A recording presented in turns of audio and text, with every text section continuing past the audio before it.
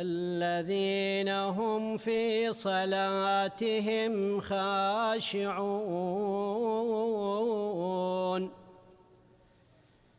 والذين هم عن اللغو معرضون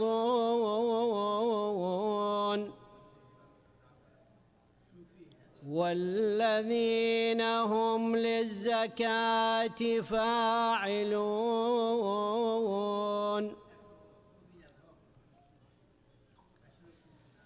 والذين هم لفروجهم حافظون إلا على أزواجهم أو ما ملكت أيمانهم فإنهم غير ملومين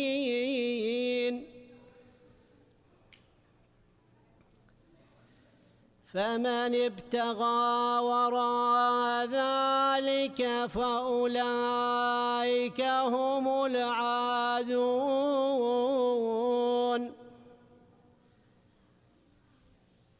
والذين هم لأماناتهم وعهدهم راعون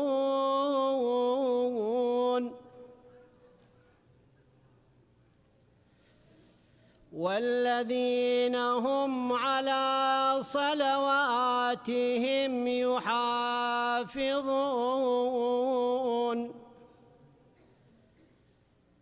أولئك هم الوارثون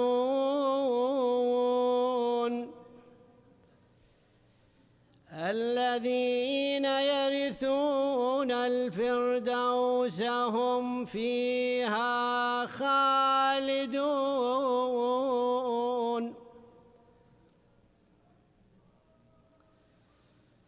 ولقد خلقنا الإنسان من سلالة من طين ثم جعلناه نطفة في قرار مكين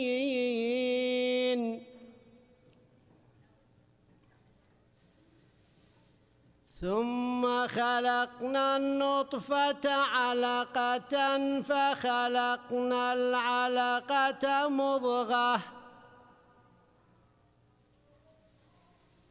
فخلقنا العلقة مضغة فخلقنا المضغة عظاما فكسونا العظام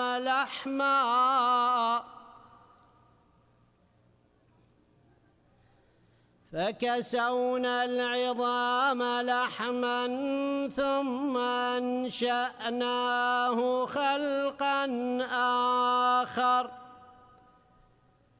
فتبارك الله أحسن الخالقين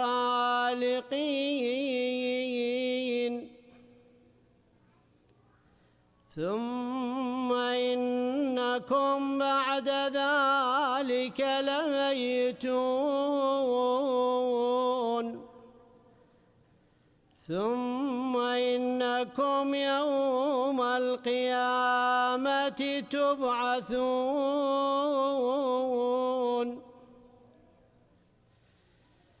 ولقد خلقنا فوقكم 7 طرائق وما كنا عن الخلق غافلين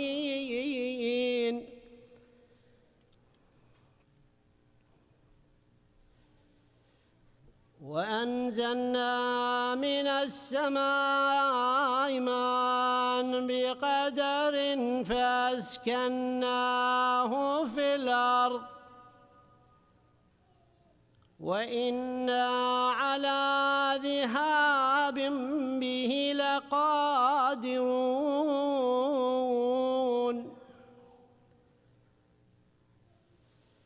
فأنشأنا لكم به جنات من نخيل وأعناب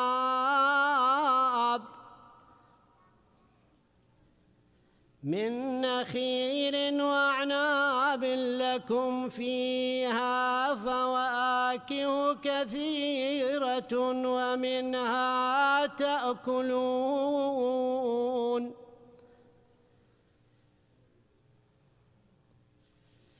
وشجرة تخرج من طور سيناء تنبت بالدهن وصبغ للآكلين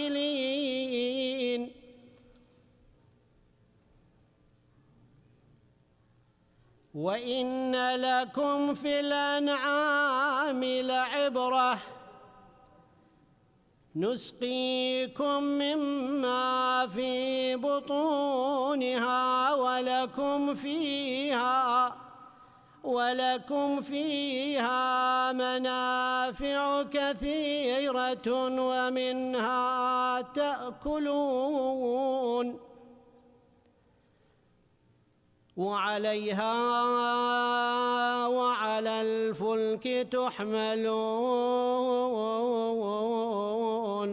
صدق الله العلي العظيم صلوات الله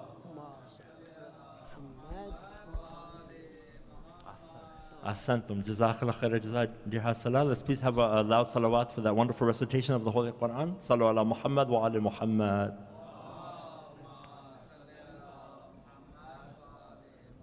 Now we'll have our respected brother Abbas Muhammad recite the English translation of Hadith Qissa. Sallu ala Muhammad wa ali Muhammad.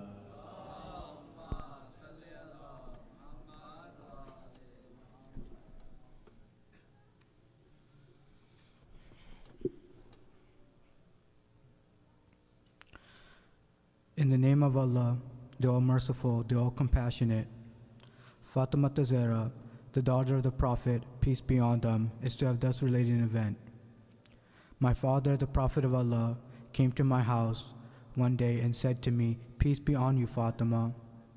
I replied, "And upon you be peace." Then he said, "I feel weakness in my body." I said, "Allah protects you from weakness, father."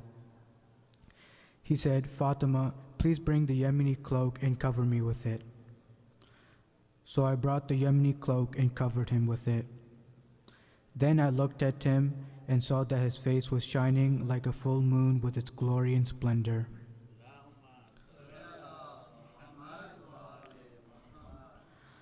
After a while, my son Hassan came in and said, "Peace be on you, mother." I replied, "And upon you peace, O light of my eyes and the delight of my heart." He then said, "Mother, I smell a fragrance so sweet and so pure as that of my grandfather, the Prophet of Allah." I replied, "Yes, your grandfather is lying underneath the cloak." Hassan went near the cloak and said, "Peace be on you, my grandfather, the Prophet of Allah. May I enter the cloak with you?" He replied, "And upon you peace, my son, and the master of my fountain, Kauthar, you are given the permission to enter." So Hassan entered the cloak with him.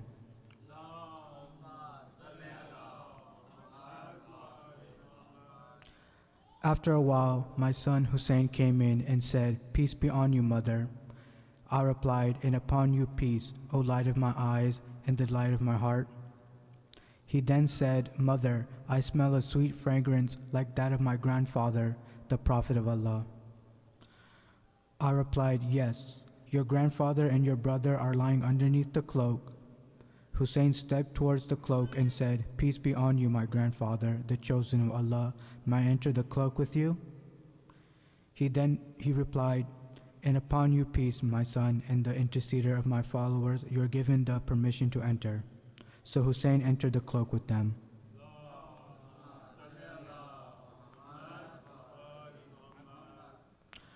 After a while, Abul Hassan Ali ibn Abi Talib came in and said, "Peace be on you, O daughter of the Prophet of Allah." I replied, "And upon you peace, O father of Hassan and the commander of the faithful." He then said, "Fatima, I smell a sweet fragrance like that of my brother, my cousin, the Prophet of Allah." I replied, "Yes, he is underneath the cloak with your two sons." So Ali went near the cloak and said, "Peace be on you, Prophet of Allah. May I enter the cloak with you?" He replied, and upon you peace, my brother, my legatee, my successor, and my standard bearer, you are given the permission to enter. So Ali entered the cloak with them.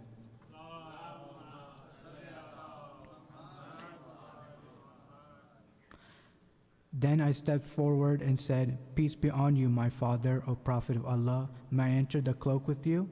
He replied, and upon you peace, my daughter, O part of myself, you are given the permission to enter.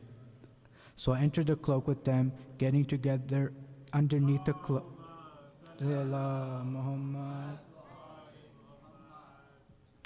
Getting together underneath the cloak, my father, the Prophet of Allah, held the two ends of the cloak and raised his right hand towards the heavens and prayed, O Allah, these are the people of my household, al-Bayt, they are my confidants and my supporters. Their flesh is my flesh and their blood is my blood. Whoever hurts them hurts me too. Whoever displeases them displeases me too. I am at war with those at war with them. I am at peace with those at peace with them.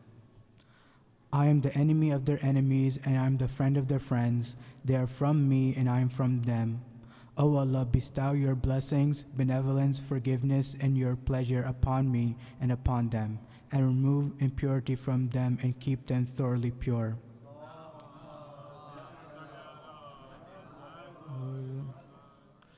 Then the Lord Almighty Allah said, O my angels, O residents of my heavens, verily I have not erected the sky, the stretched earth, the illuminated moon, the bright sun, the rotating planets, the flowing seas, and the sailing ships, but for the love of these five lying underneath the cloak.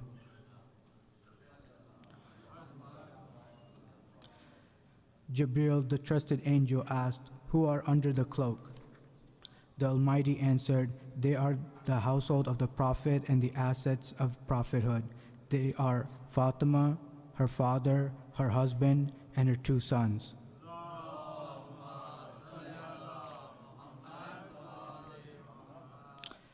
Jibril said, O Lord, may I fly to earth to be the sixth of them? Allah replied, Yes, you are given the permission. Jibril the trusted landed near them and said, Peace be on you, O Prophet of Allah. The All-Highest conveys his peace on you and his greetings and says, By my honor and glory, O my angels, O residents of my heavens, verily I have not created the erected sky, the stretched earth, the illuminated moon, the bright sun, the rotating planets, the flowing seas, and the sailing ships, but for your sake and love, God has given me permission to enter the cloak with you. May I join you, O Prophet of Allah? The Prophet replied, And peace be on you, O trusted bearer of Allah's revelations. You are granted the permission. So Jibril entered the cloak with us and said to my father, Allah sends his revelations to you. Verily, Allah's desire is to remove blemish from you, O people of household al-Bayt, and purify you with a perfect purification.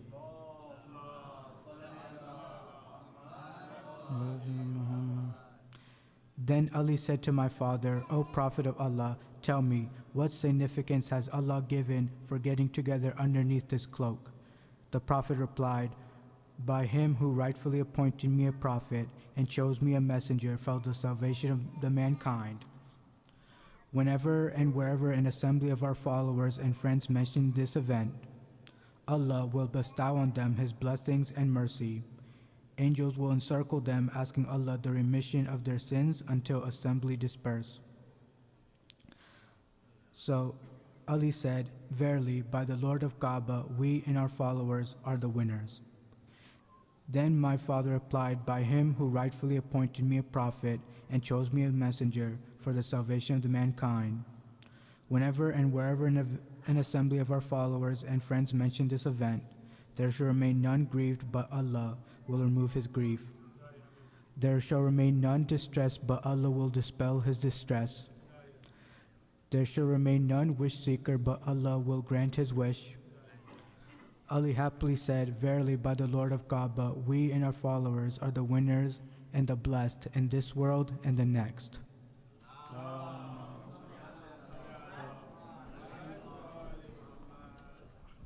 Ahsan, Jazakallah khair. Thank you so much, Brother Abbas, for that wonderful English translation of Hadith Qissa. Sallu ala Muhammad wa ali Muhammad.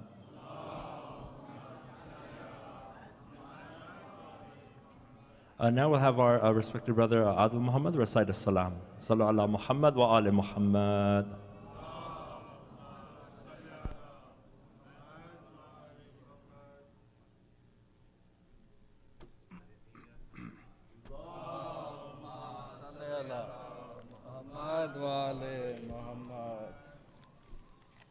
صلوات محمد وآل محمد. زندہ سے رہا ہو کے بہن آئی ہے بھیا، زندہ سے رہا ہو کے بہن آئی ہے بھیا، ہمراہ سکینہ کو نہیں لائی ہے بھیا، زینب پہ مصیبت کی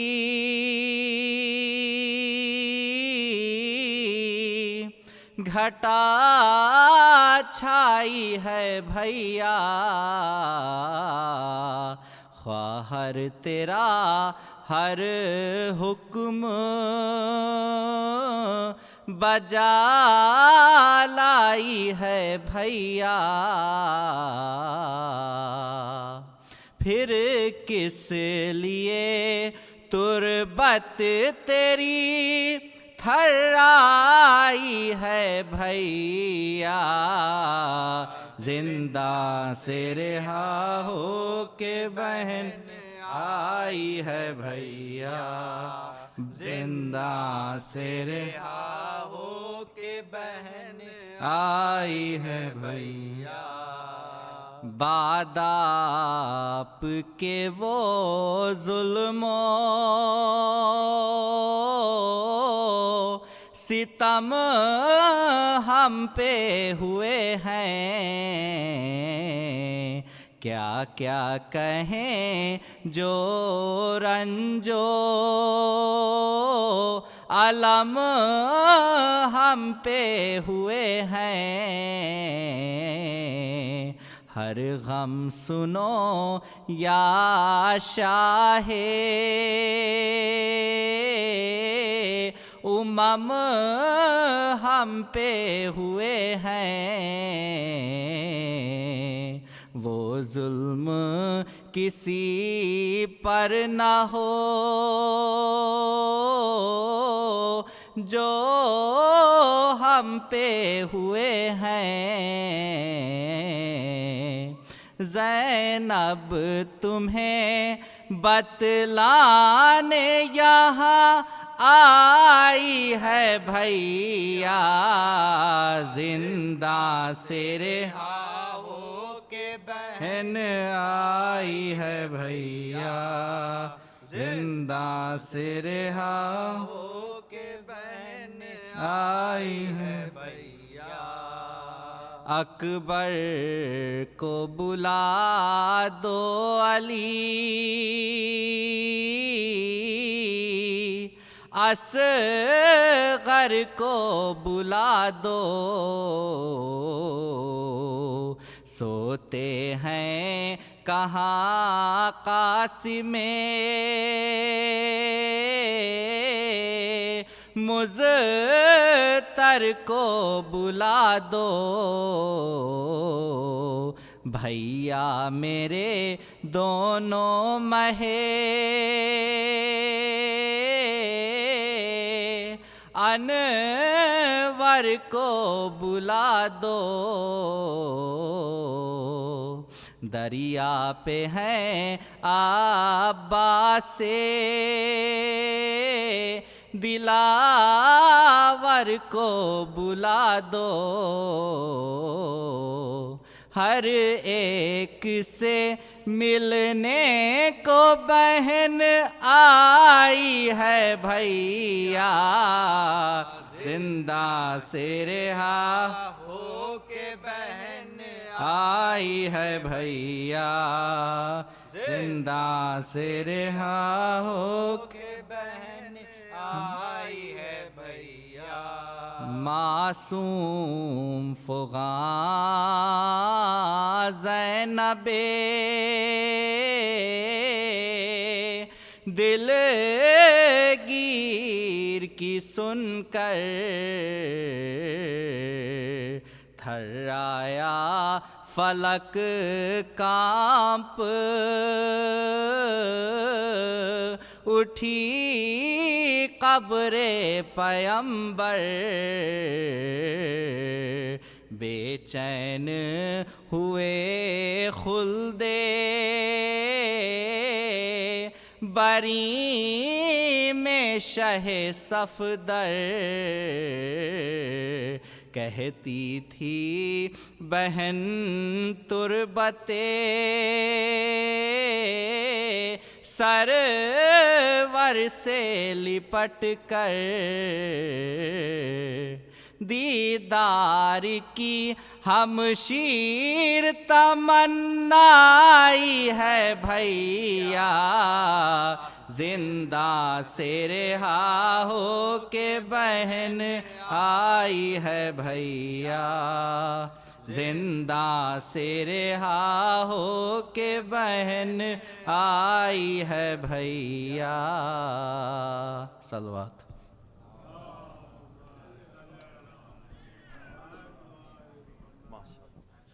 MashaAllah. Jazakallah khair. Thank you so much, Brother Adil Muhammad and family. Sallu ala Muhammad wa ali Muhammad.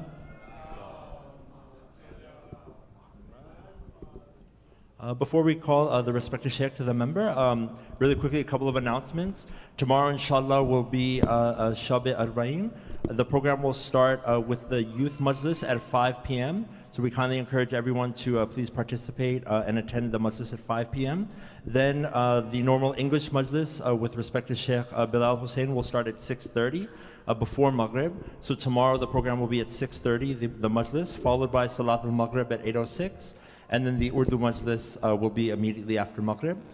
Sunday, on the day of Arbaeen, we'll have the Maqtal or the Masaib of the day of Arbaeen in English at 11 a.m., followed by Amal at 12:30, and then Salat al-Dhuhr at 1:08, followed by the Urdu Majlis at 1:30, and then there will be Salat al-Maghrib at 8, and then the English and Urdu will be simultaneous right after Salat al-Maghrib on Sunday, inshallah, just like now.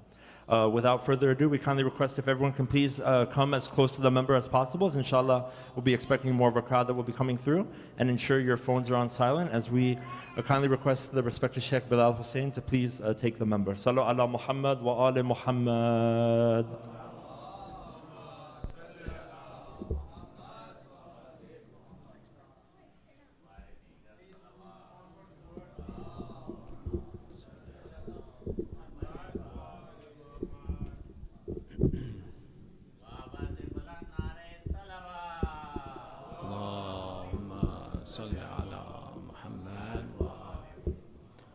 Once again, inshallah, before we begin our majlis, remembering our marhumeen of tonight's sponsors, Nisar Askari, Zuhra Fatima, Tahira Begum, Kanis Fatima, and all those who are in need of dua, one surah Fatiha, 3 times surah Ikhlas, with your loudest of salawat ala Muhammad wa ali Muhammad.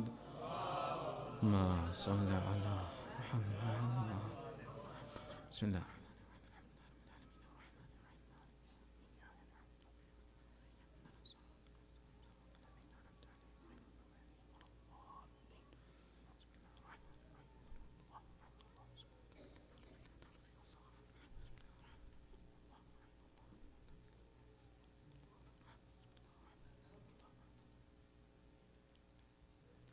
أعوذ بالله من الشيطان الرجيم بسم الله الرحمن الرحيم ربي اشرح لي صدري ويسر لي أمري واحلل عقدة من لساني يفقهوا قولي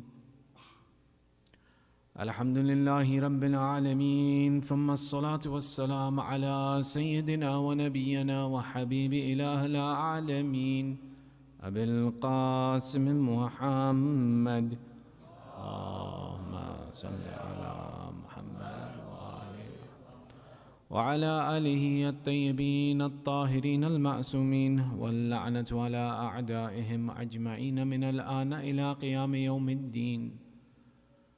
أما بعد، فقد قال الله تعالى في محكم كتابه الحكيم: بسم الله الرحمن الرحيم، ولا تصل على أحد منهم مات أبدا ولا تقم على قبره إنهم كفروا بالله ورسوله وماتوا وهم فاسقون.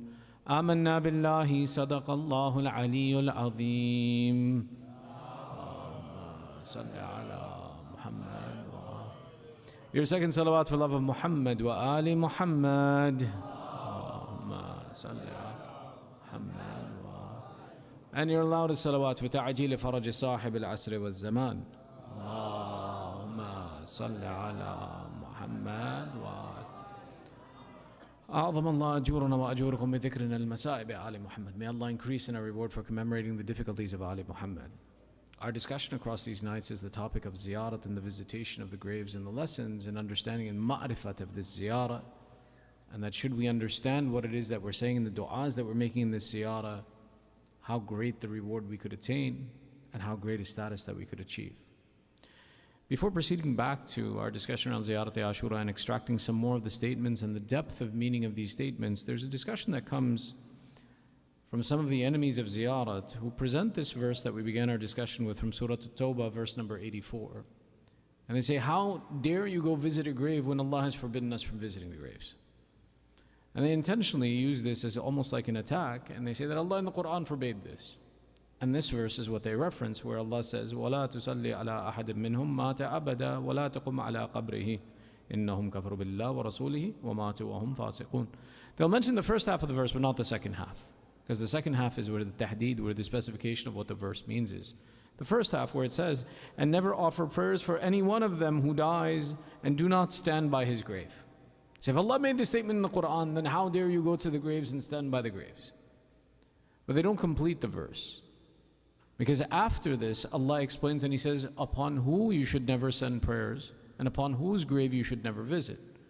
Allah specifies and He says that إِنَّهُمْ كَفَرُوا بِاللَّهِ وَرَسُولِهِ. They are those who disbelieved in Allah and His Prophet.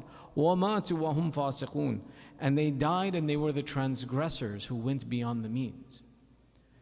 This verse and discussion was about the hypocrites of the time, the munafiqun. Those who would, for example, present one thing on their face, but in reality believe something else and would actually be the enemies of the Prophet. And the idea was that Allah was forbidding and instructing to not just our Prophet, but all of the Muslimin, that if there's someone like this who is an enemy of Allah and His Prophet, don't go to their grave. The specificity of the verse as it explains that don't stand over them, don't pray over them, don't visit their graves, and don't do anything if they meet this condition, is one of the specifications by which we can determine that if you don't fit this criteria, then to visit the grave is permissible. To going to the grave is recommended. That you can't use this verse to say that no, standing upon any grave is bad. No, Allah has specified who those people are, which is why being familiar with the verses of Quran that have this discussion, should someone come with an incomplete proof and present to you a partial verse of the ayah and say that, oh, on the basis of this verse. No, read the entirety of the verse, because their disbelief in Allah and the Prophet is why you shouldn't stand over them. When it comes to, for example, the idea of understanding, and you guys are okay? I'm gonna take an aside for a minute. We're okay? Sallu ala Muhammad wa ali Muhammad. Allahumma salli ala Muhammad.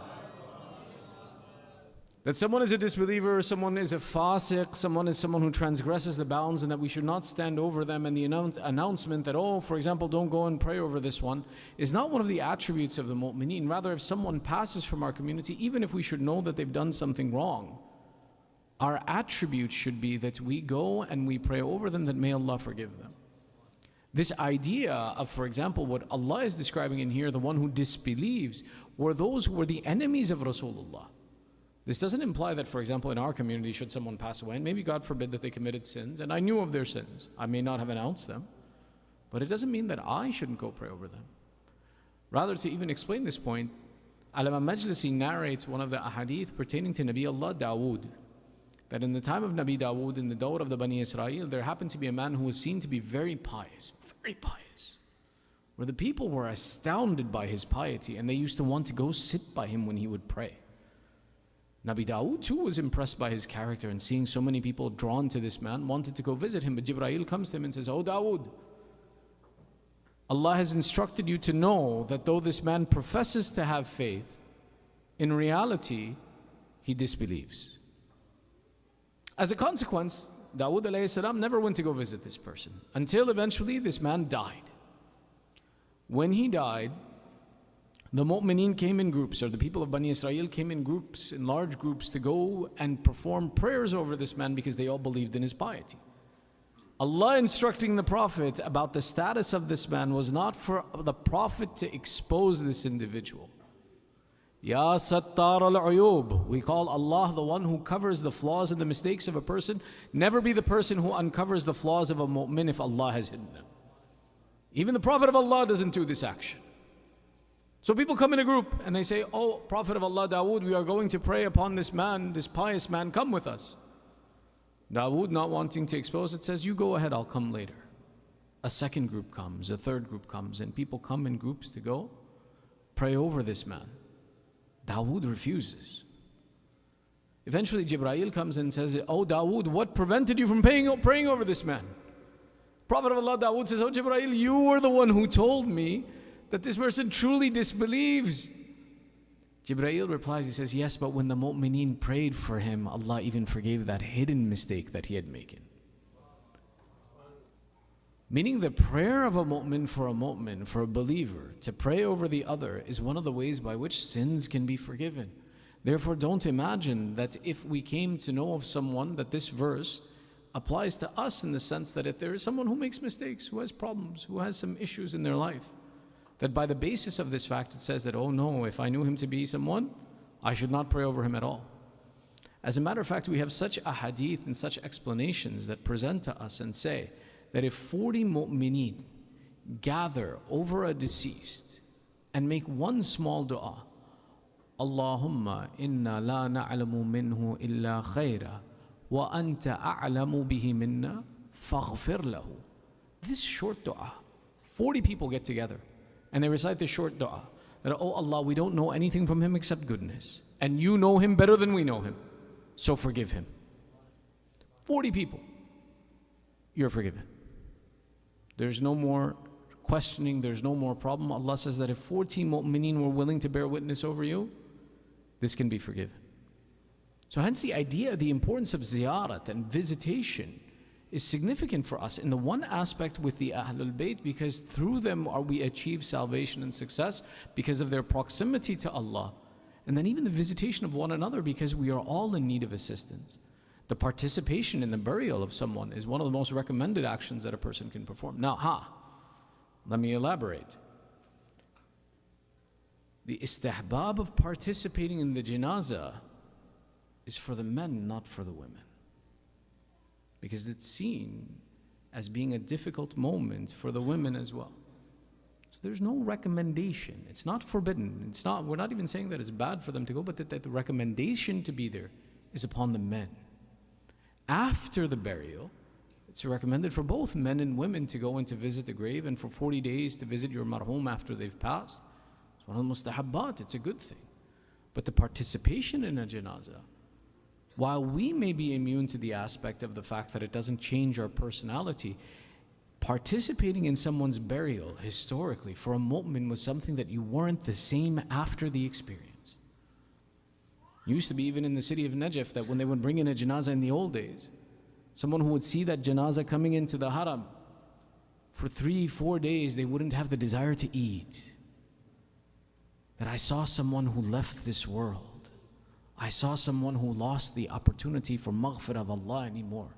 I saw the one whose now affairs have been laid clean in front of Allah, and you wouldn't be the same person. Today we've become immune to death. We see it everywhere. We're told about thousands of people dying and nothing changes for us. But the ahkam of Islam are designed to care for the nature of a human being. Hence this restriction comes in of the idea that the istihbab is for the men to participate in this, not necessarily the women. But again, that's the process of burial, because that act of burying someone is difficult. The other factor is that one of the consequences of participating in that burial for anyone is that it's not meant to be an emotional time for us.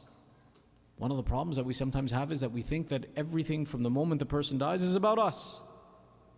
No.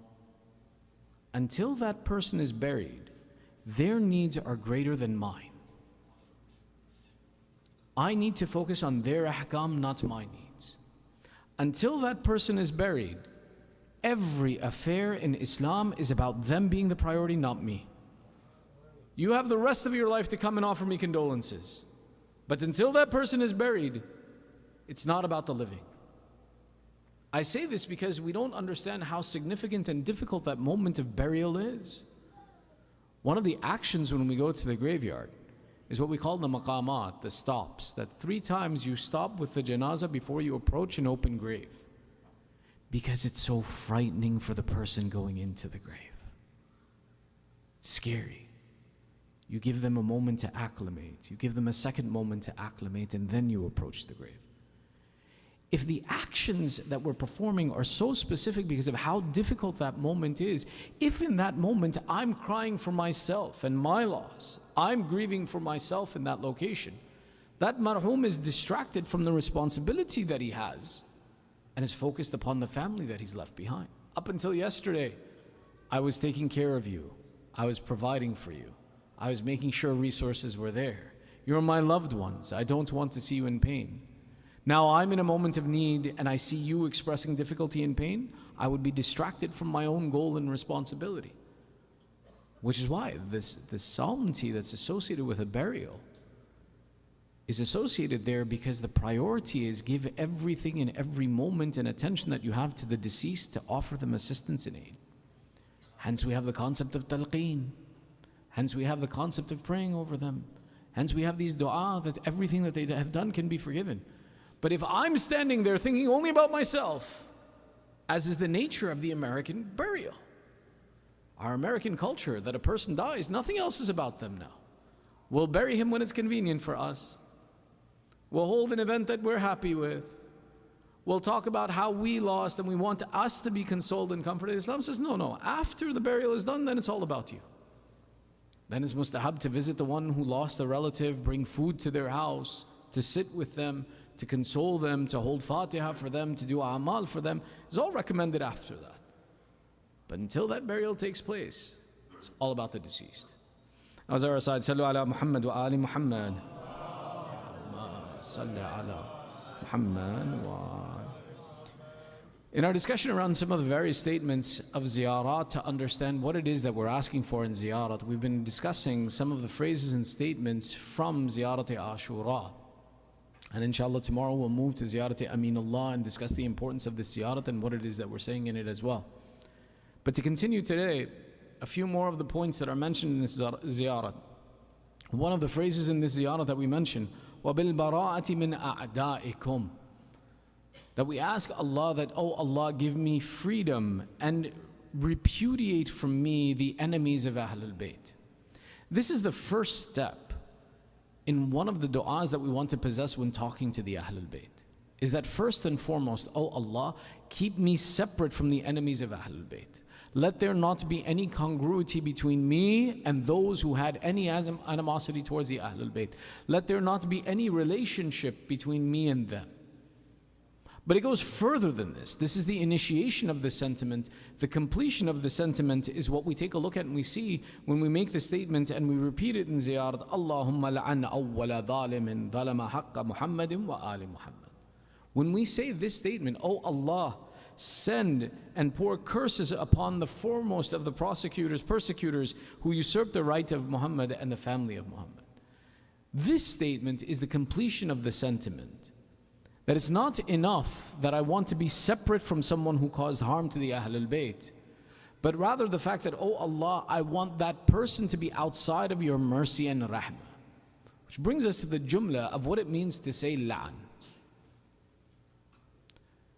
This term of la'an culturally has been adopted as, for example, an insult. That I want to insult someone, I can say la'an upon the one that you love or la'an upon you. I'm pointing over here, not at anyone. This concept is a social construct. It has no affiliation with the actual intention of what this is. A la'an is a dua between the one who recites it and Allah. And it is a dua that reflects that Allah's mercy is all-encompassing. But, oh Allah, I have found in this person an attribute that I want no affiliation because I acknowledge that his actions will prevent your mercy from reaching him. So keep me within your mercy and keep him outside of your mercy. This is the true meaning of this, which is why the essence of this statement is not an insult. We use it as an insult. And we use it to insult people that others may care about, and this is wrong. This is not from the attribute of the al-Bayt at all. Rather, it's a dua that I make to ensure that my affairs are separated from the affairs of those who are the zalimeen, the oppressors of Ali Muhammad. Which is why the actual way of how this statement should be utilized is not that I walk on the street and I see someone and I make this statement. No. This is a statement that I make between me and Allah. Oh Allah, I saw someone who is your enemy. Make sure, oh Allah, keep me away from your enemy. Keep them separated from me. This is a dua that I want to have between me and Allah, and I want to teach my children. Not as an insult. If you teach this as an insult, you've abused the system and what it was created for, as well as the fact that instead of being someone who supports Ahlul Bayt, you've created animosity in the hearts of others against the Ahlul Bayt. When Allah in the Quran says, وَلَا تَسُبُّ الَّذِينَ يَدْعُونَ مِن دُونِ اللَّهِ بِغَيْرِ إِلْمٍ فَيَسُبُّ اللَّهَ بِغَيْرِ إِلْمٍ عَدْوًا. The verse, the madhmoon of the verse, essentially it says that Allah gives the explanation. He says, do not curse those, the gods of those who believe in other than Allah, lest they turn around and curse Allah without knowing. This discussion, Allah is telling us that the idea of worshipping Allah and following these teachings is not a team sport. That I can love my team and hate your team. Because the natural reaction that if I come out and I hate your team, you're going to in turn come around and hate my team. That's why Allah is saying, if you curse them and use foul language against them, they'll use foul language against Allah. The same is true that if we take it from the example of Allah and pull it down. If there's anything that somebody respects and I curse that something, they're going to turn around and curse what I love. They're never going to be open to the idea of respecting and honoring my thought, my ideology, and people important to me. I'm from New York. If I sit here and start talking to you about the Giants, I say bad things about the Ravens. You may not even know anything about the Giants, but you'll hate the Giants. You can, I don't mind, it's okay. I'm really a Jets fan. Why? The reaction when I insult what you love is that to bear animosity towards what I love.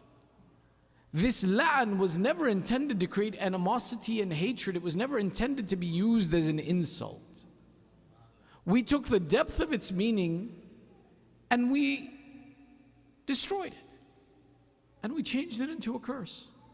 We changed it in a way into offering an insult to this individual as opposed to focusing on my relationship with Allah. That's why this is a dua. It is a powerful dua. It is a dua that is mentioned in the Quran. Allah uses the term of la'an. But He doesn't use it to insult others.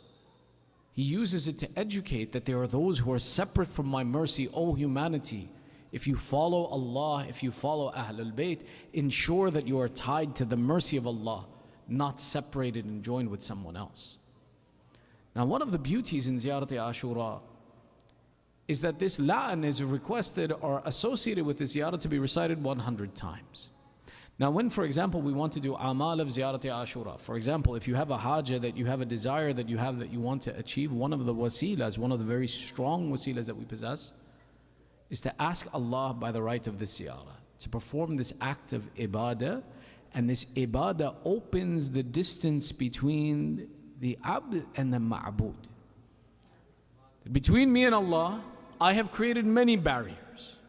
I have created barriers because of my sins. I have created barriers because of my affiliations. I have created barriers even from if I have eaten something wrong.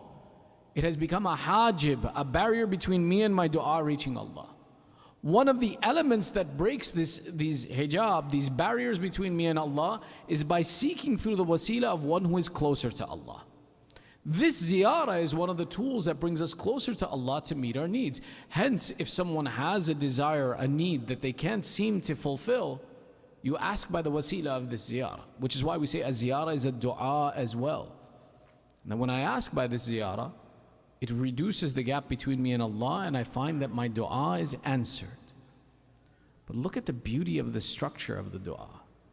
That if I am to recite this 100 times, Allahumma la'ana awwala dhalimin dhalama haqqa Muhammadin wa ali Muhammad wa akhir lahum tabi'un la ala dhal.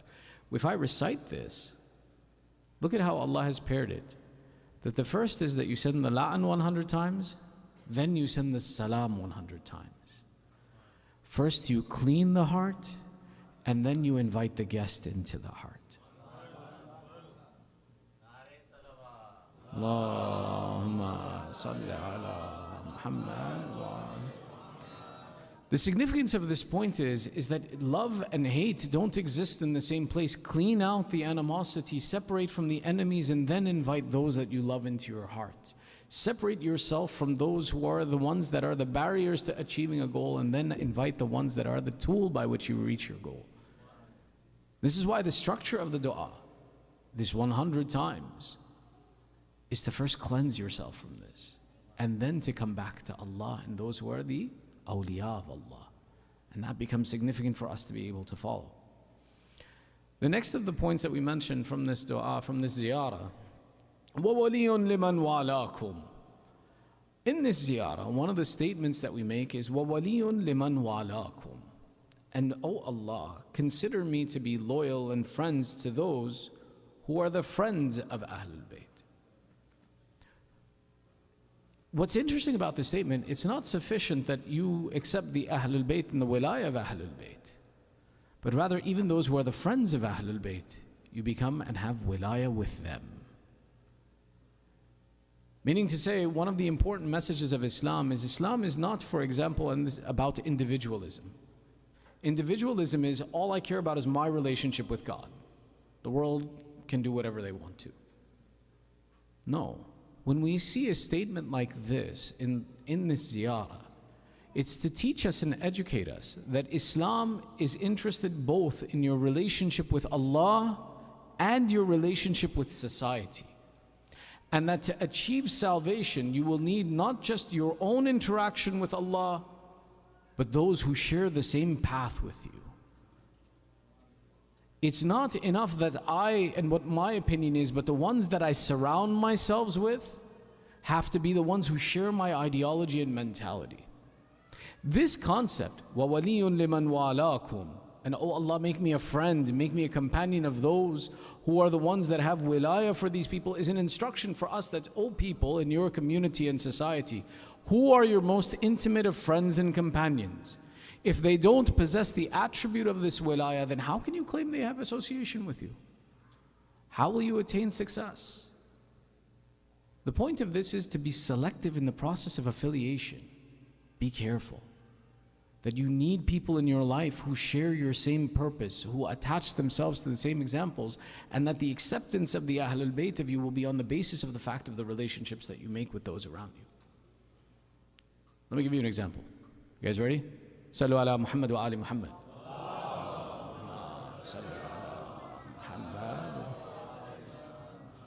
Here stands Ali. Ali and I are both Shia. We both love Ahlul Bayt. But I can't stand Ali. I hate Ali. And Ali in turn hates me. Ali and I fight. I say inappropriate things to him, he says them to me. We both attend the Majlis, but when I sit on this side, Ali sits on that side. And we continue this process of animosity between ourselves. We spend our life this way. from 15 to 75. And eventually, we both die. Here we go on the Day of Judgment. We stand before Allah. And we stand before Allah recognizing the shortcoming of our deeds, the excessiveness of our sins, the missingness of our prayer and ibadat. And we realize that we need the shafa of Ahlul Bayt to enter into heaven. And we look and we see that amongst the leaders of the ones who perform shafa'a is Imam Hussain, performing shafa'a and entering people into heaven. Our Maraja would describe in a dream that they saw that people under the shafa'a of Imam Hussain were running into heaven, not walking. That the door of shafa'a of Abu Abdullah is that great. Now imagine, Ali and I proceed before Imam Hussain. And we say, Yabna Rasulullah, we were your lovers. We want to enter into heaven. And he looks at both of us. He says, how can you be my Shia when you hate my Shia? If I give my wilayah to you and my shafa'ah to you, then what? He does not deserve it? Because you would not be happy for him to receive the same because you would pray against him in your life. And Ali would pray against you. So if I fulfill your desire, I deny his. If I fulfill his desire, I deny yours.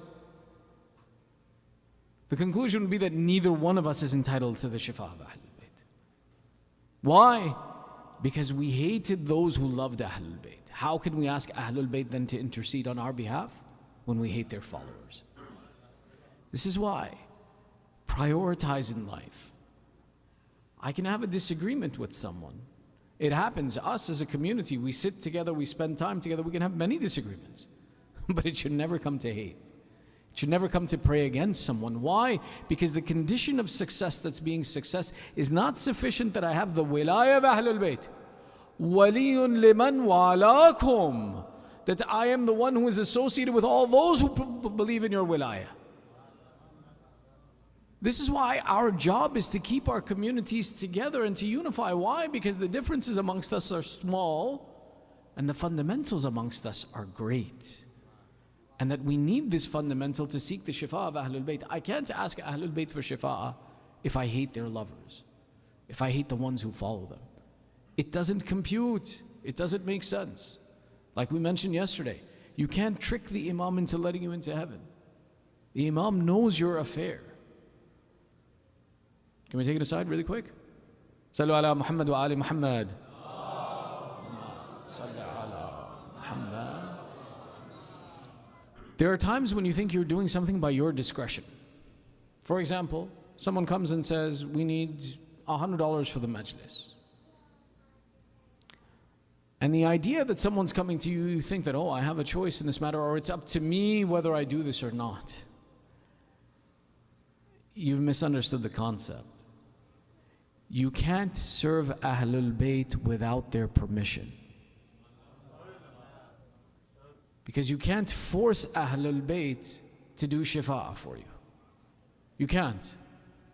The authority of Allah, who is authority over everything that exists in this world, the authority of Allah that has a wilayah taqweeniya, that everything on this earth that moves, that doesn't move, that exists, operates by the right of the hujjah and the authority of Allah on this earth. You can't force that one who is aware of every single atom on this earth to go and do something that he doesn't want to or she doesn't want to. So if you see an opportunity to serve for the Ahlul Bayt, do not think first that, oh, I'm tired, or oh, I don't know, or I can use this somewhere else. This is an invitation from Ahlul Bayt. Don't walk away from it. We think at times that, let someone else do it. I always do it. Baba, if it's you that always does it, that means that the Ahlul Bayt is always inviting you. They're not inviting someone else. Take that opportunity, be conscious of this. The service of Ahlul Bayt is not like anything else in this world. Anything else in this world I may choose. But when it comes to the service of Ahlul Bayt, I am chosen, not the other way around. Allahumma صل على محمد وآل محمد.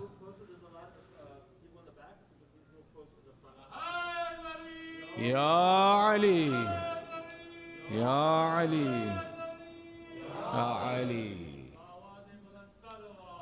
اللهم صل على محمد وآل محمد. The fourth of the statements that we mentioned tonight is a statement in Ziyarat-e-Ashura where we say, وَحَرْبٌ لِمَنْ حَارَبَكُمْ. Oh Allah, consider me to be at war against those who fought against the Ahlul Bayt. This statement is very important because it speaks to something, especially in our culture, why it's important for us to know. The American culture is very much about apathy, but nobody cares. If you get it, you got it. Apathy is not caring. And it's that essentially, as long as I'm okay, I don't care what's going on around me. And this is very famous for New Yorkers especially, that you can walk on the street in New York and see someone getting mugged and just keep going. And it's considered appropriate.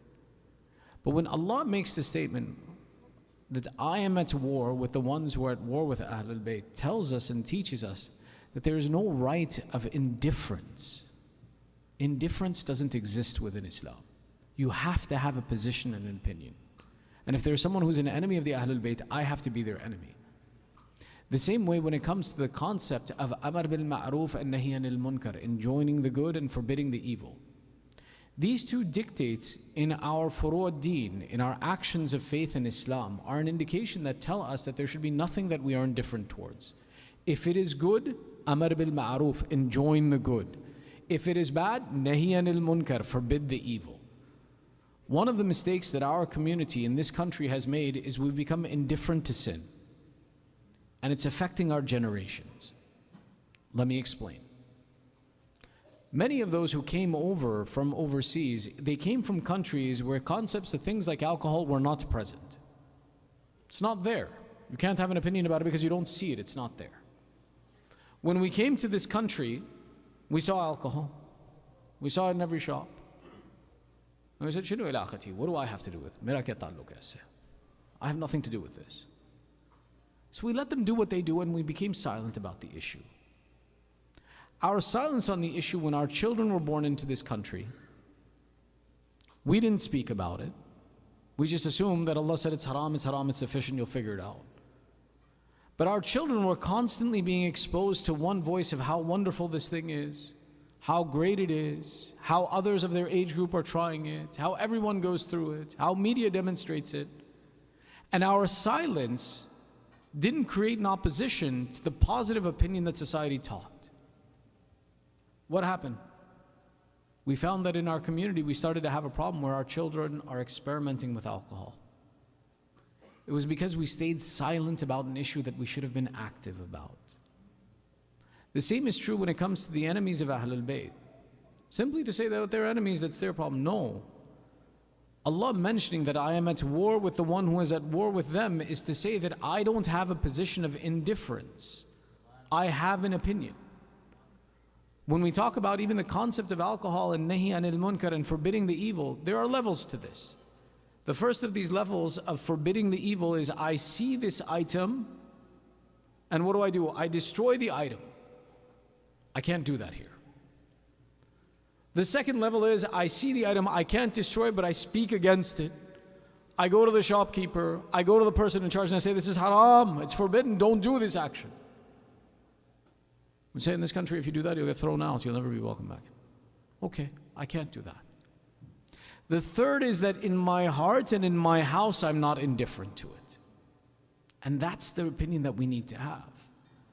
Is that I don't look at it and I don't ignore it. I say, no, if Allah, you gave me the ability, I would love for this to be destroyed. I would hate for this to be present. I teach in my house and I discuss that these things are forbidden by Allah. These are the enemies of Ahlul Bayt. Hate them. This is bad for you. We needed to create that narrative in our houses and in our families to explain that those things and those people that are bad, we're not indifferent and silent about them. We have an opinion, and our opinion is valid, and there is a reason why we dislike them. Which is why we didn't do this, and what happened in some of our houses, people became attached to those things that are haram, and they began to love the people that we're supposed to dislike. because we never educated them. So they took the opinion of society, and society said, these are fine, they're okay. And then our children came home and they said, well, what's wrong? If everybody else likes it, then what's wrong with us? Why can't we? When it comes to both personalities and it comes to objects, when we make the statement that I am at war with the ones that are at war with you, it's to explain to us and say that we are not indifferent to anyone who takes a position against what Allah has dictated as halal, permissible, and good. And we have to implement this in our lives. That is not sufficient to simply say that, oh, well, I associate with the good things, I don't speak about the bad things. Have to have both present. Otherwise you'll lose your generations. We'll lose the love of Ahlul Bayt. We'll lose the love of the religion of Islam. And we'll start to see things as indifferent. Who cares if my spouse is a Muslim or not? How did we get there? Because we never taught that Islam and Muslimin have a value that is above the rest. That being a Muslim is something special. That it's an important thing to pay attention to. That if faith is present, then character is present. In the same concept of talking about the enemies of Ahlul Bayt, we have to have this position. That I'm not okay with it, that it exists outside. I have to speak about it. I have to educate my children that this is bad. And if I can't, that's what we're here for. That's what our job is, to assist. If you can't express why, ask. We'll teach, we'll discuss, we'll look for the answer together. No one has said that Islam is that independent virtue that you must know everything. No. You can ask questions and learn, but we have to have an opinion about these subjects and to answer them. Sallu ala Muhammad wa ali Muhammad. Salli ala Muhammad wa. I won't take too much more of your time, but we see in the next statement that we mentioned from this dua, from this ziyarah, one of the du'as, Allahumma inni attaqarrabu ilayk. Oh Allah, I seek nearness to you. The love of Ahlul Bayt is with the fundamental of seeking nearness to Allah. The authority of the Ahlul Bayt is through their proximity to Allah, not separate from it. This statement, that, oh Allah, I am seeking closeness to you by the performance of this ziyarah, is the fundamental of every action of where we seek the wasila of Ahlul Bayt. Don't let anyone say otherwise, to say that, oh no, you prefer or you raise them to a level that is of deification. No, we don't. In our ziyarat is indicated and includes these statements that tell us that the entire purpose of loving them is because by loving them we get closer to Allah. We see the perfect example in humanity of what Allah wants from us. So this is why we love them, this is why we follow them, this is why we associate with them, is because we are seeking closeness to Allah. And the way that we seek that closeness is through the example of their personalities. The next of these, أَتَقَرَّبُ إِلَى اللَّهِ ثُمَّ إِلَيْكُمْ بِمُوَالَاتِكُمْ وَمُوَالَاتِ وَلِيِّكُمْ. This is the elaboration of the statement that we just made. And I seek nearness to Allah and then to you, O Ahlul Bayt, to you, Imam Hussain, by the means of declaring loyalty to you and to those that are loyal to you. This statement is the completion of this dua that we want to make. That, oh Allah, the same way that la'an is the separation from those who Allah is angry with, here is the dua that explains that I want proximity to Allah and then the Ahlul Bayt and then those who are attached to Ahlul Bayt. In this ziyarah is a declaration of my aqeedah and personality of what I want to achieve in this life and who I want to be affiliated with. Hence, if I paid attention to it, I didn't just think about, oh Allah, I want a Lamborghini, I'm reciting Ziyarat-e-Ashura for the Lamborghini. If I thought for a moment what it is that I'm actually saying in these statements, that, oh Allah, understand something, my entirety of my identity, my entirety of my personality is with the desire of being attached to you, oh Allah. And then those that are the closest example to being attached to you, and that those that love these personalities are the ones that I want to be associated with, not with anyone else. If I came to that conclusion, whether I got the Lamborghini or I didn't, I attained something. I achieved something. I set up a path for my life.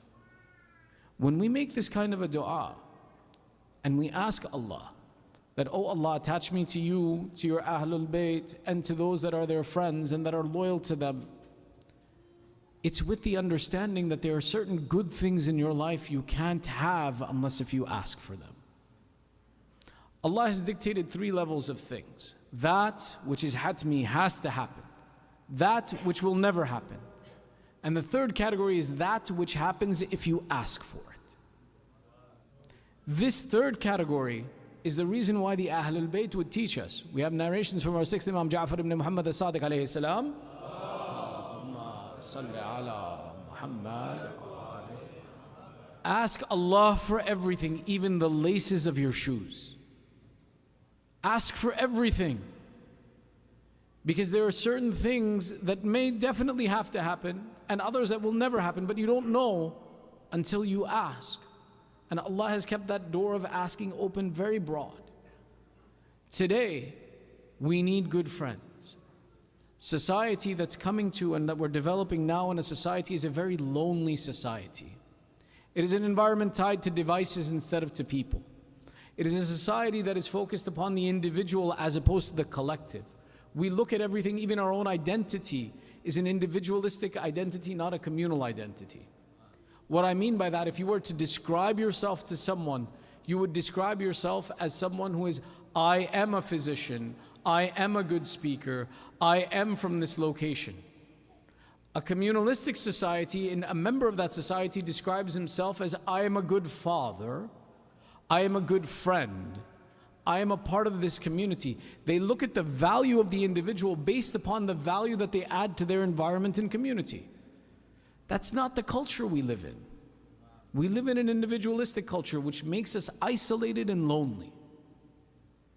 You want good friends in life, but you won't have them until you ask. You have to ask for good people in your life. You have to ask Allah to attach you to good examples. That without asking Him, you don't know that you will achieve this or not. It is one of the du'as that we have to make is that, oh Allah, keep me attached to those whom you love. Keep me attached to those who are attached to these people. The beauty of the dua is it's not about just the individual relationship. It's attaching to Ahlul Bayt and the lovers of Ahlul Bayt. That's what we need in life. That's the support that gets us through these difficulties and these examples. The final of our points that we'll mention tonight. Sallu ala Muhammad wa ali Muhammad.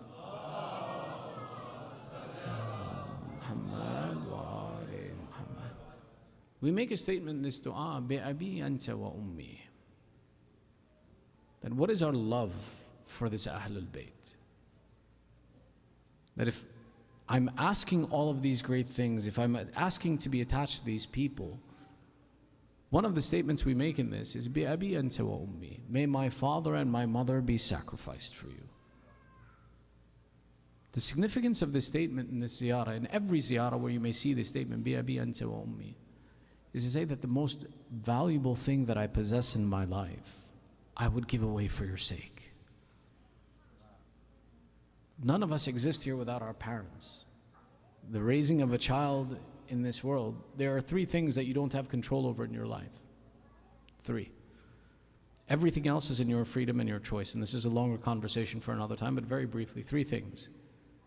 Where you are born, where you die, and your childhood. You have no control over these three things. Everything else you have discretion over. A little or a lot, you have some discretion. Where you are born and where you die, we understand. Why? Because Allah has dictated these affairs and Allah has established the time when we'll be born and the house where we'll be born. We didn't get to choose and say, okay, I like this one, I don't like that one. Allah gave us. But your childhood, you have no discretion over it. As a child, you can't say, I only want organic milk. And an infant, you can't come around and say, I only want organic milk, or I like this one, or I like that one. No, whatever the parent gives us is ours. Our entirety of our life in our childhood is in the hands of our parents to do with it whatever they desire. Today, if you are sitting in this room, if you are remembering these people, it is because of the greatness of your parents, of what they gave you. Even for those whose parents may not have been Muslim, the reality and the intellect and the desire that they put into that child gave him the ability to come to Islam. Meaning that every good thing that we possess today, the fact that we can claim ourselves to be followers of Ahlul Bayt, is from the goodness of our parents, is from the goodness and the effort that was exerted on us in our childhood. And I'm turning around and I'm saying, Bi-abi anta wa ummi. that even that which gave me success in my life, that created me from the foundation, that established me as an individual, that gave me character, Ya Aba Abdullah, O Ahlul Bayt, I would even sacrifice this for you.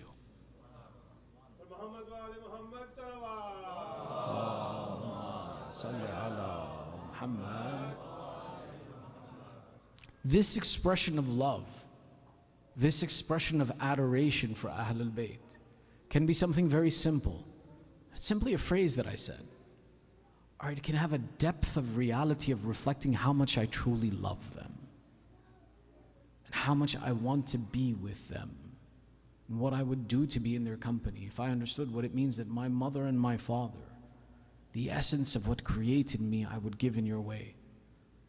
The ones who when Allah talks about parents, He always pairs it. La tushrik billah wa bil walidayna ihsana. In the Quran, wherever Allah makes the statement that do not create any partners with Allah, the next statement He makes, and be kind to your parents.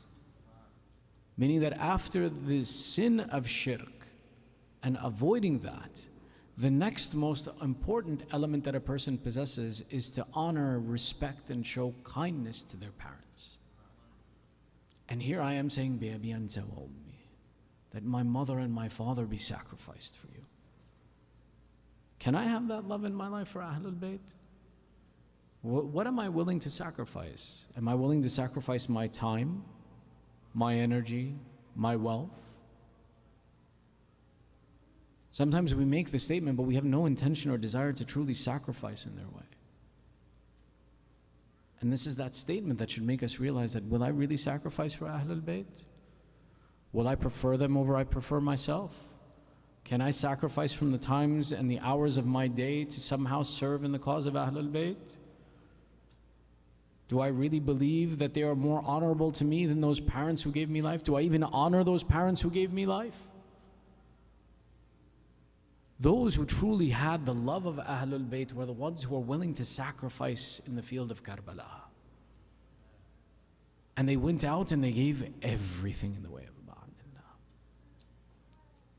those who sacrificed their lives in the field of Karbala, gave what they had and what they possessed.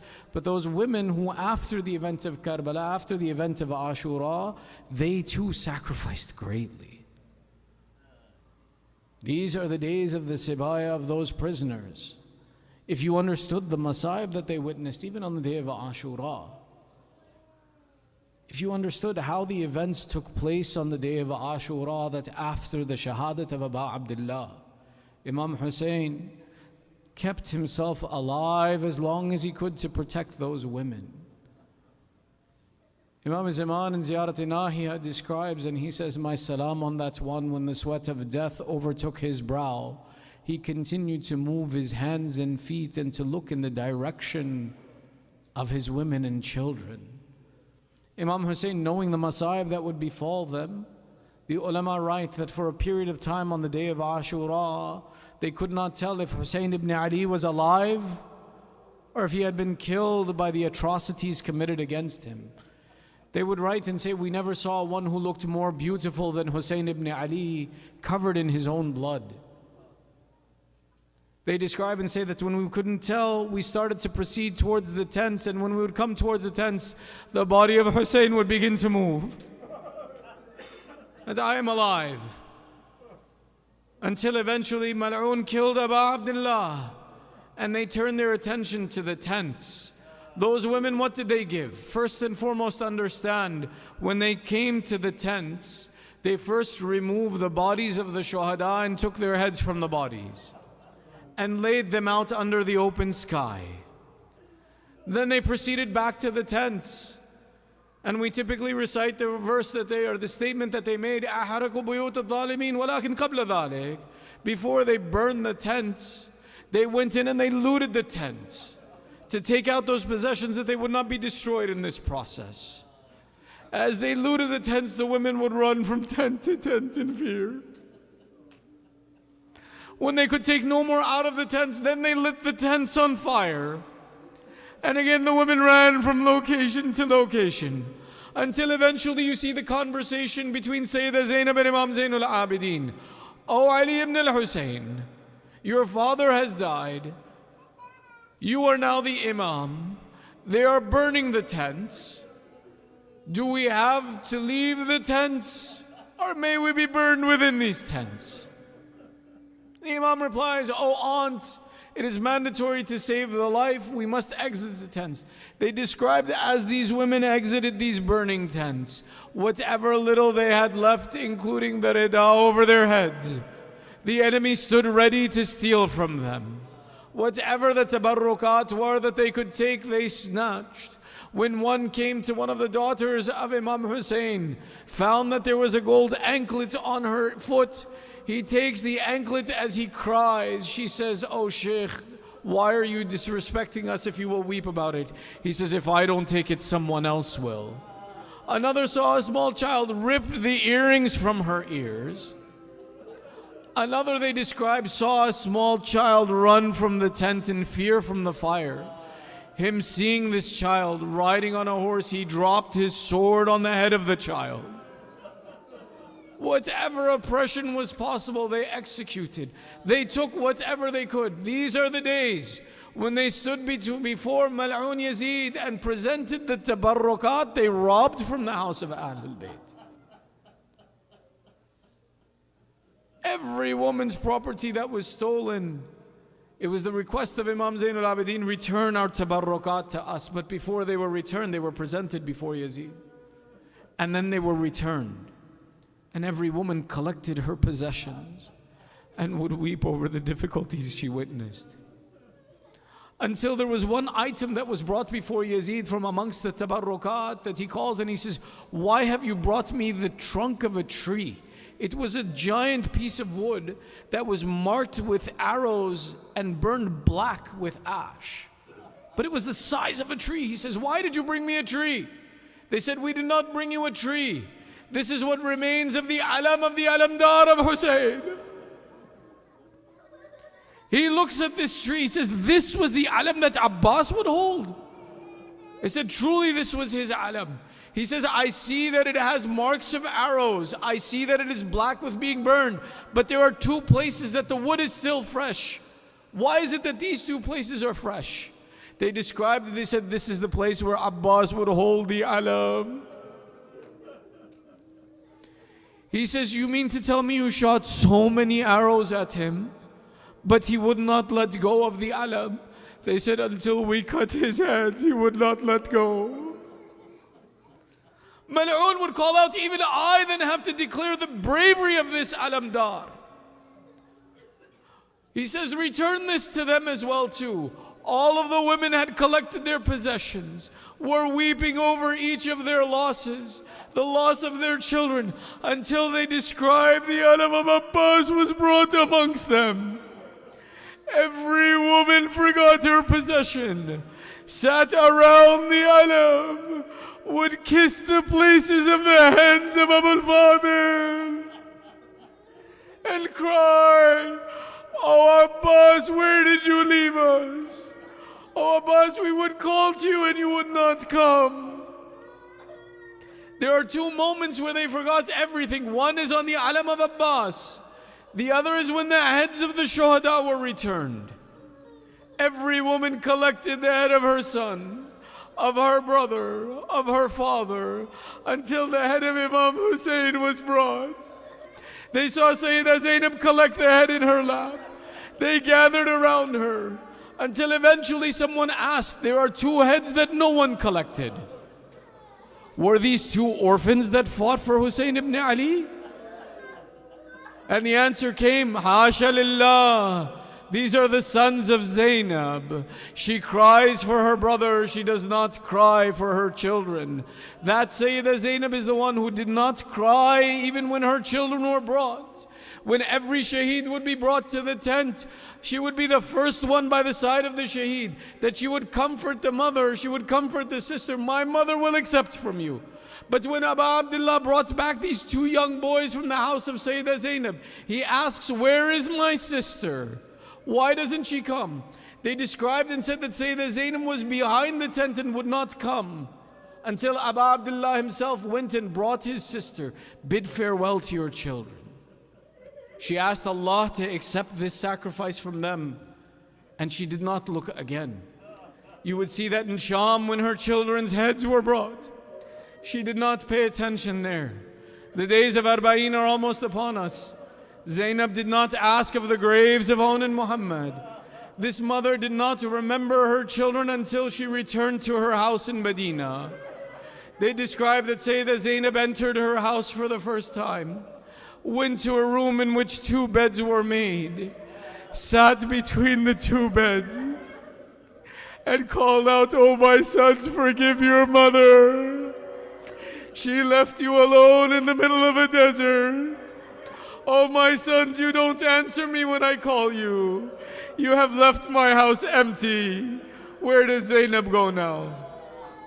ألا لعنة الله على القوم الظالمين وسيعلم الذين ظلموا أي منقلب ينقلبون إنا لله وإنا إليه راجعون رضا بقضائه وتسليما لأمره. With tears in our eyes, we raise our hands in dua. ندعوك باسمك العظيم الأعظم الأعز الأجل الأكرم. يا الله يا الله يا الله يا الله يا الله يا الله يا الله يا الله يا الله يا الله يا محمود بحق محمد يا أعلى بحق علي يا فاطر السماوات بحق فاطمة يا محسن بحق الحسن يا قديم الأحسان بحق الحسين. Oh Allah, accept this small ibadat from us. Allah, give the thawab of this majlis to our marhumeen, the marhumeen of tonight's sponsors, and all those mu'mineen who are in need of dua. Ya Allah, forgive our sins and cover our flaws. Oh Allah, we have gathered here with hajat. By the rights of this majlis, by the rights of the tears in our eyes, fulfill our hajat. Those amongst our families, our community, the mu'mineen who are suffering through sickness and disease, Ya Allah, give shafa'at to the mu'mineen wherever they are. Oh Allah, there are those mu'mineen, Muslimeen suffering through difficulty and strife around the world. Give aman to the believers wherever they are. Oh Allah, keep our families and our children on the upright path of Islam. Hasten the reappearance of Sahib al-Zaman. Make us and our families from the upright supporters of Sahib al-Zaman, and entitle us to the Ziyarat of Imam Hussain in this world and the Shafa of Imam Hussain in the hereafter. One Surah Fatiha with your loudest of salawat ala Muhammad wa ali Muhammad. Salli ala Muhammad wa ali Muhammad. Bismillah.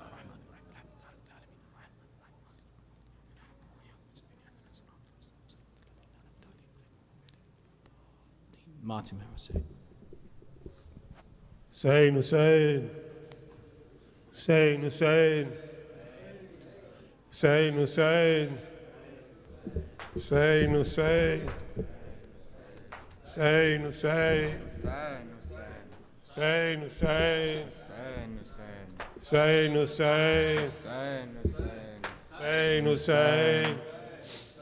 Hussein, Hussein.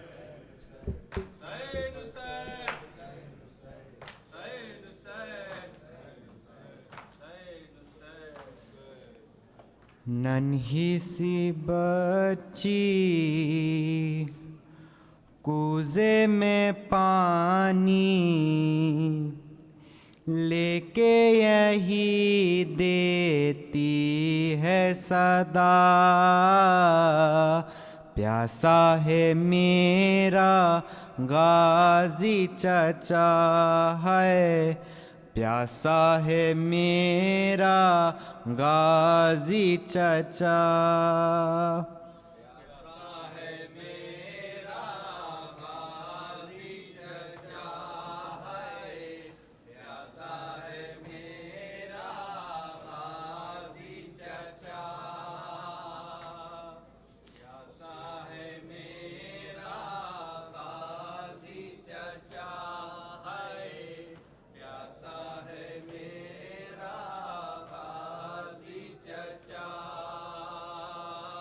अम्मू कहाँ हो इतना बता दो इस तरह से मत मुझको सजा दो कूजे में लेकर आई हूँ पानी प्यासे बहुत थे तुम भी चचा प्यासा है मेरा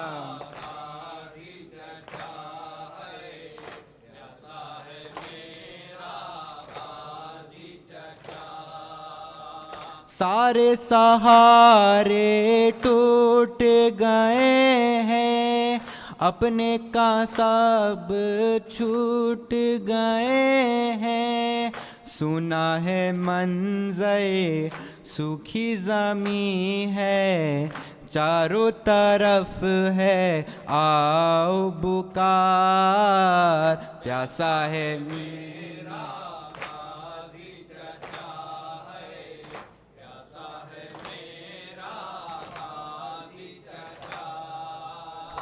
کتنے تماچے مجھ کو لگے ہیں، گالوں پہ دیکھو نیل پڑے ہیں، آگ لگی ہے خیموں میں ہر سو، جلتا ہے دیکھو کورتا میرا، پیاسا ہے میرا غازی چچا ہے، پیاسا ہے میرا غازی چچا۔ ننھا مجاہد پیاس سے مضطر، تیر ستم ہے اس کے گلے پر، صحرا میں روتا ہوگا تڑپ کر، مجھ کو وہ دیتا ہوگا صدا، پیاسا ہے میرا غازی چچا،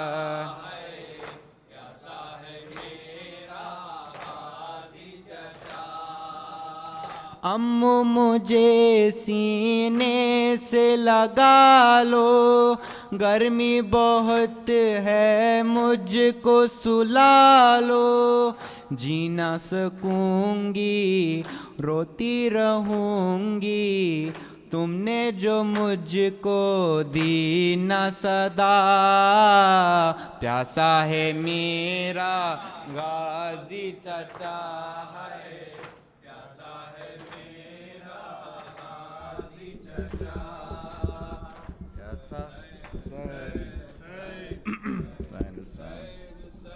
Thank you.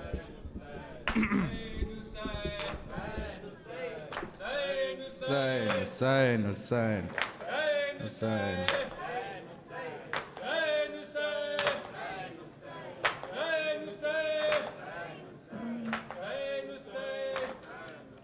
کربلا آئی ہوں میں، قید رنج و غم سے چھٹ کر، قید رنج و غم سے چھٹ کر، قید رنج و غم سے چھٹ کر،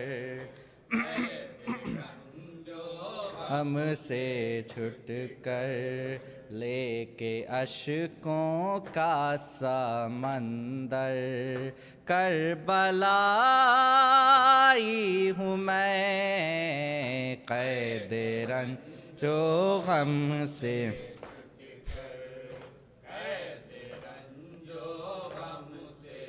چھٹ کر، میرے دونوں ماہ انور ہو گئے مجھ سے جدا، قاسم و عباس و اکبر ہو گئے مجھ سے جدا،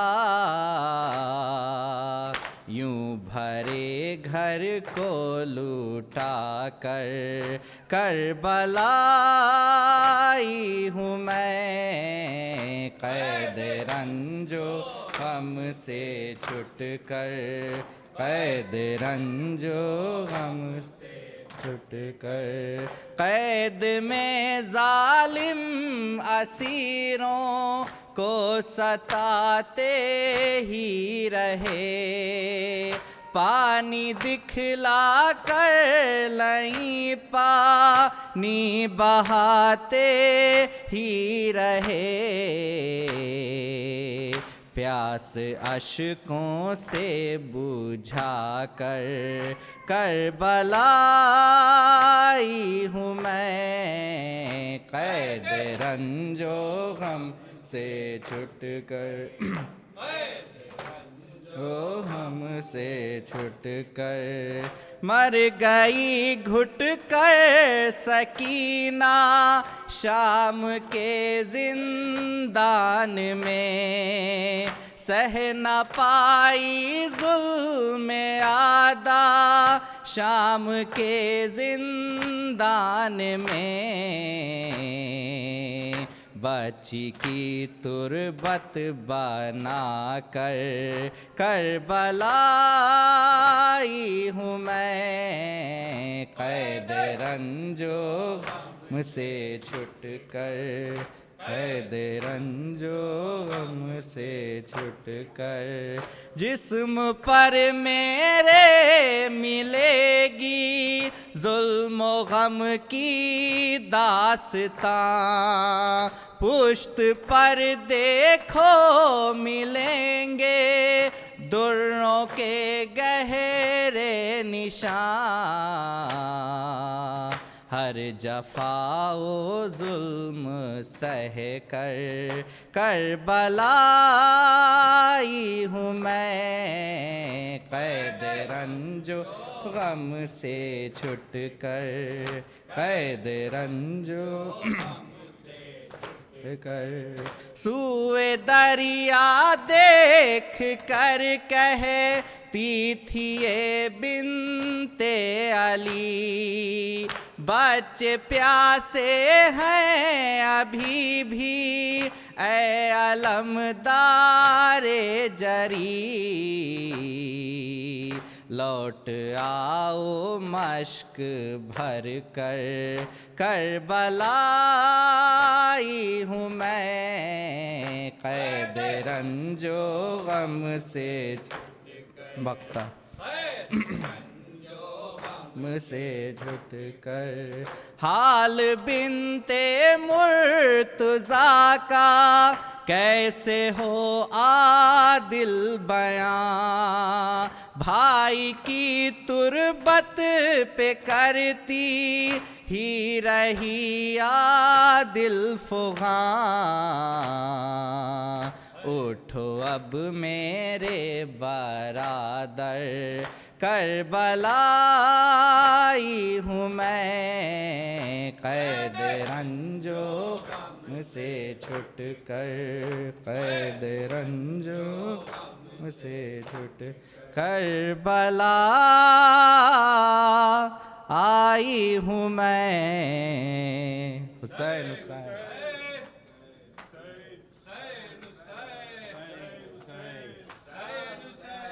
Hussein, Hussein,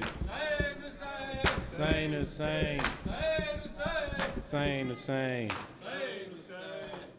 Zainab had said, "O people, what has happened to my house? Yesterday it was so full. Now there's only emptiness." Zainab had said, "O people, what has happened to my house?" Zainab had said, "O people, what has happened to my house?" The guardian of my veil, Abbas, went out just to fetch water. The guardian of my veil, Abbas, went out just to fetch water. He had lost his arms and died. What has happened to my house? Zainab had said, "O people, what has happened to my house?" Zainab had said, "O people, what has happened to my house?" We were taken as prisoners to Kufa and the court of Sham. We were taken as prisoners